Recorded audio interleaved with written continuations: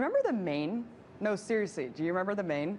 The phrase refers to that massive explosion that sank one of America's first battleships, stationed in Havana, Cuba, killing 260 U.S. sailors on board. Today marks the 115th anniversary of that event. At the time, the Navy officially stated that the ship was blown up by a mine. And while they didn't place the blame directly on Spain, Congress left little doubt that the Spanish were in fact responsible for the explosion. The sinking of the Maine, coupled with U.S. criticism of Spain's control over Cuba, were all the ingredients necessary to start the Spanish-American War. The war lasted only a few months, ending with a ceasefire in the Treaty of Paris. However, an overlooked aspect of this treaty is that it officially granted the U.S. government its first overseas empire, having acquired the territories of Puerto Rico, Guam, and the Philippines, formerly in the possession of Spain. But if we want to truly give justice to the memory of the Maine, we should consider all the facts. See, in 1976, American naval investigators concluded that the inferno that sank the Maine and killed more than half its crew was caused by the ship's ammunition stockpile igniting. The investigation proved once and for all that the Spanish were not to blame. Isn't it interesting that an entire war could be launched against another country based entirely on false pretenses? Well, we're no strangers to this notion of starting wars on lies. One just has to look at the Iraq War to see that this is a common occurrence. But did you know that there's actually a long history of governments staging events or provocations and blaming them entirely on other countries in order to provide a pretext for war? They're called false flag attacks. And according to its naval warfare origins, a false flag attack occurs when a government uses an elite special operations cadre to attack that nation state while falsely bearing the flag of another country or group.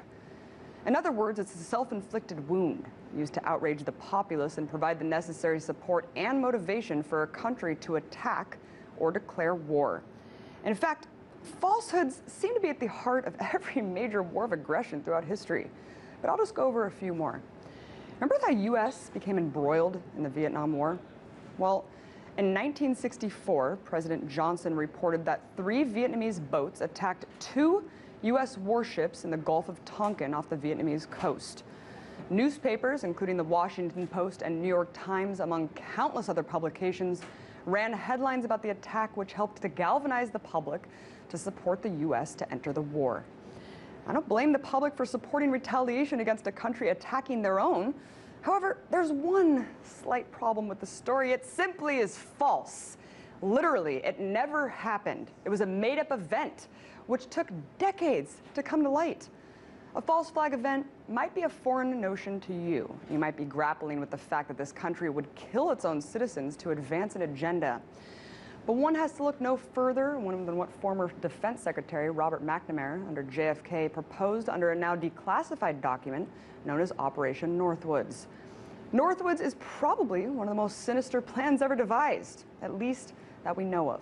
And it was aimed at developing a way to trick the American public and the international community into supporting a war for Cuba. Based on the document, it was revealed that the U.S. forces would be authorized to use, quote, pretexts which would provide justification for U.S. military intervention in Cuba. The most alarming aspect of this was the disturbing scope to which these pretexts entailed. See for yourself. They included starting rumors using clandestine radio, landing friendly Cubans in uniform over the fence to stage attacks on base, capturing Cuban saboteurs inside the base, starting riots, blowing up ammunition, starting fires, burning aircrafts, lobbing mortar shells, capturing militia groups, sabotaging and sinking ships, and conducting mock funerals for mock victims. The extent of this false flag proposition even went as far as to hijack American aircrafts and blow up a NASA rocket carrying an astronaut. Luckily, Kennedy had enough sense to reject the plan. But what if other presidents aren't like Kennedy?